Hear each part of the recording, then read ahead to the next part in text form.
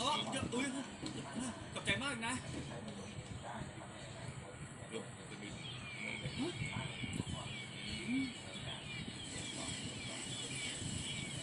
พายุจะมาแล้วล่ะรู้ได้ไงจะหนูก็นกนางนวลบอกแบบนั้นนี่ว่าไงนะแล้วก็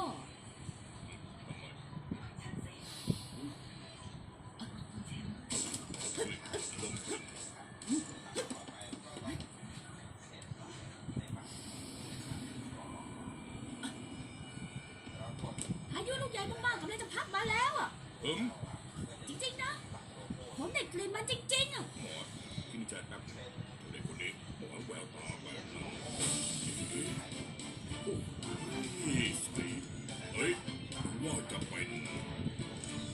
ใช่แล้ว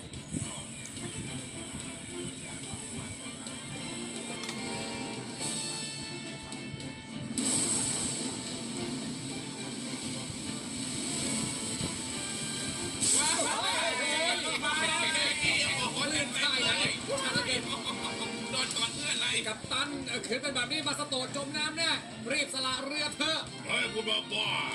ว่ามันเพิ่งจะเริ่มดังหอกเล่า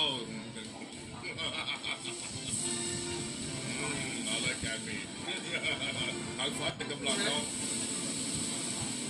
ปิด